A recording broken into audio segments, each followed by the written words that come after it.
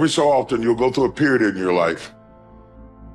You will see yourself as a failure because you don't see yourself operating in the way that you dreamed that you would. The pressure in your life right now has a purpose. It's not crushing you. It's pushing what's on the inside of you out. It shows you who you are. It's how you find out what's on the inside of you. I want to remind y'all of the power of the mind. You can think your way into stress. You can think your way into misery, frustration. But if you change your mind, it'll change your life. You just have to decide in your mind what you want it to be. You just have to wake up. You just have to break that negative spirit. You have to break through. There is nothing more practical than developing a vision. It's not some pie in the sky exercise. It's without a vision, you're chaotic and fragmented and hopeless and disappointed, and someone can stop you just by putting up a single obstacle. You're a house divided amongst itself. You have no forward movement. You're not enthusiastic, and that's to be filled with the Spirit of God, by the way. And your life is a sequence of disappointments and frustrations and tragedies, and you're a leaf blowing in the wind. And that is not what you're called to be. That's not what you're called to be. You're called to be a visionary constructor of the paradise of vision. Really, that's who you are. Terrible as that is to apprehend, we already will lose everything we have to lose. Right? We're all in this game, man. So there's, whether you want it to be this way or not, you are betting everything on your life. You don't know what you've got until all hell breaks loose. You don't know what you can take until the pressure is applied to your life. You don't know what you can endure until people stab you in the back and walk away from you. You don't know how much courage you have until you've been under fire and under struggle and under tribulation. Just as nature takes every obstacle, every impediment, and works around it, turns it to its purposes, incorporates it into itself, so too, a rational being can turn each setback into raw material and use it to achieve its goal. You can make anything very tough for yourself, or you can do anything playfully. There is nothing really tough or easy. It is the way people experience it that something becomes very tough or something becomes a joyful process. If you make light of yourself, life will never sit heavy upon your heart. It will be light. But you think too much of yourself, everything will become difficult. Sitting, standing, somebody looked at you like this, so much difficulty, isn't it? Somebody did not look at you, so much difficulty. This is because you have made yourself bigger than what you are. You have ideas about yourself, exaggerated ideas about yourself. If you become too serious about who you are, then everything becomes difficult. If you carry yourself lightly, then everything is with ease.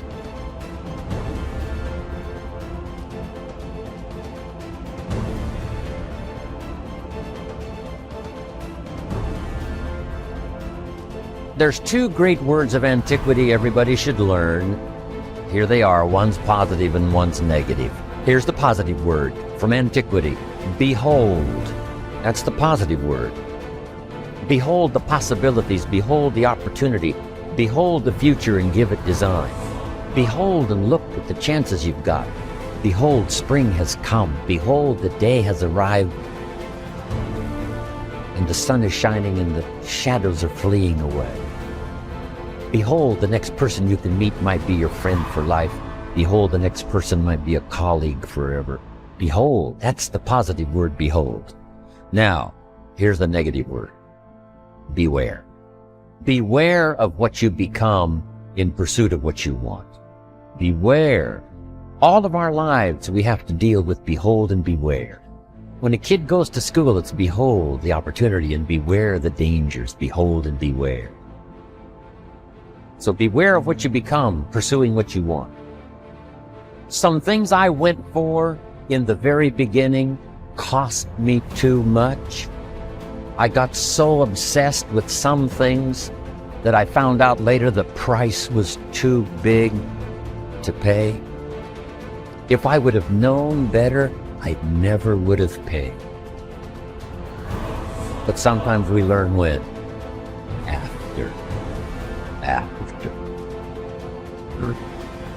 So don't become so obsessed with something that you lose your sense of reason, or it costs you your friends.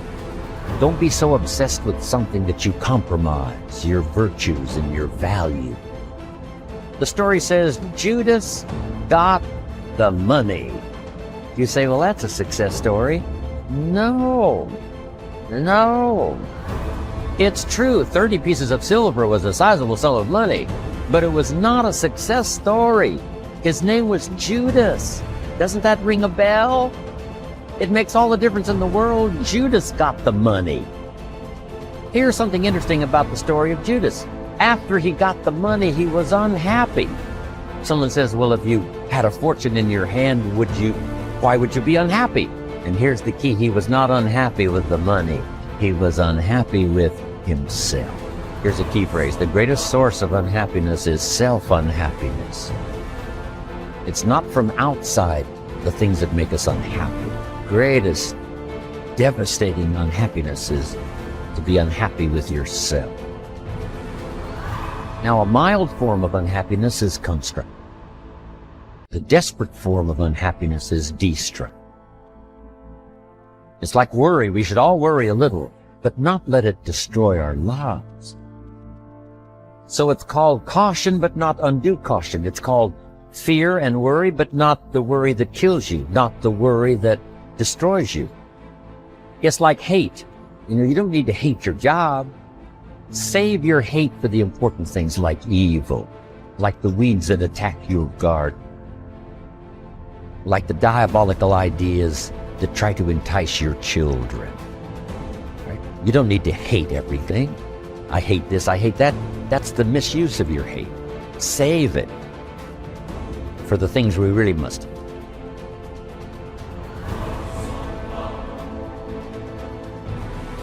How long are you going to wait before you demand the best for yourself and in no instance bypass the discriminations of reason?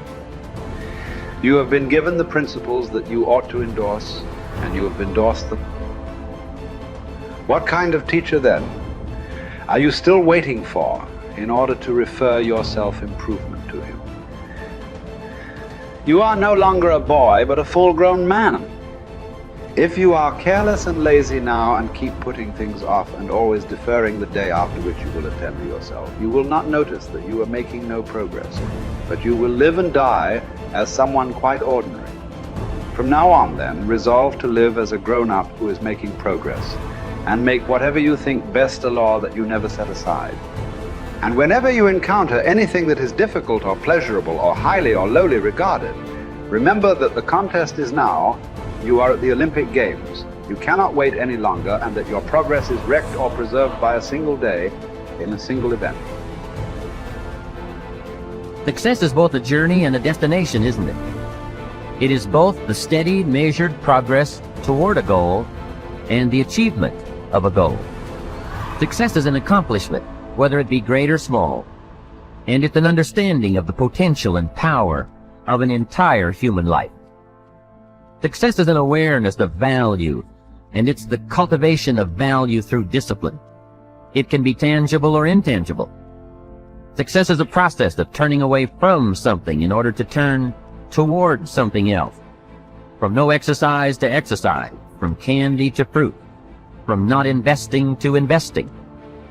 Success is responding to an invitation to change, to grow, to develop, to become, to move up to a better place with a better vantage point.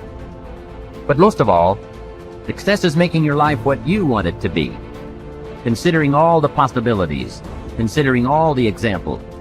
What do you want for your life? That is the big question. Remember, success is not a set of standards from our culture, but rather a collection of personal values, clearly defined and ultimately achieved. Success is your better life for you, the design you give it, the dreams you accomplish. Making your life what you want it to be for you That is success.